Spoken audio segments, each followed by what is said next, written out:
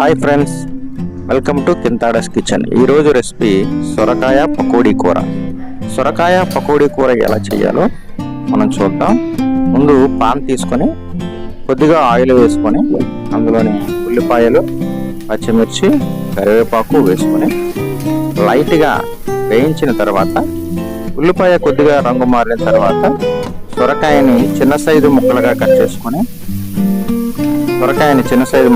చేసుకొని అందులో వేసుకొని బాగా కలుపుకొని మూత పెట్టి ఒక 3-4 నిమిషాల వరకు మగ్గించాలి. మగ్గించిన తర్వాత అప్పుడు మూత తీసి బాగా కలిపి ఈసారి తగినంత కారం వేసుకోవాలి, తగినంత ఉప్పు వేసుకోవాలి.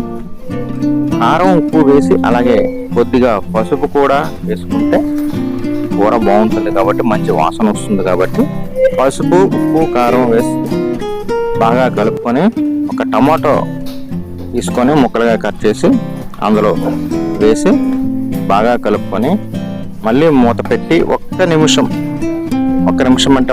తర్వాత మూత తీసి కలుపుకొని ఈసారి కొద్దిగా వాటర్ వేయాలి. కొద్దిగా వాటర్ వేసి మళ్ళీ ఈసారి మూత పెట్టి ఈసారి విజిల్ పెట్టాలండి. విజిల్ పెట్టి ఒక 3-4 విజిల్స్ వేయించిన తర్వాత మూత తీసి చూసినట్లయితే ఆనపకాయ మెత్తగా ఉడికి కనిపిస్తుంది. మెత్తగా ఉడికిన ఆనపకాయ చూడండి. ఇప్పుడు పకోడీ అందులో వేసుకోవాలి. పకోడీ అయినా వేసుకోవచ్చు, లేకపోతే గారెలైనా వేసుకోవచ్చు, వడలు అంటారు కదా. అయితే మెత్తన పకోడీ అయినా గట్టి పకోడీ అయినా ఏదైనా వేసుకొని కలుపుకొని మూత పెట్టి 1-2 నిమిషాలు మూత పెట్టి తీస్తే గుమ్మగుమ్మలాడే సొరకాయ పకోడీ కూర రెడీగా ఉంటుంది.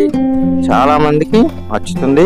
వెంటనే చేసుకోవాలంటే ఇలా చేయొచ్చు. ఈ వీడియో కనుక మీకు నచ్చితే మీరు కూడా ఒకసారి ట్రై చేయండి.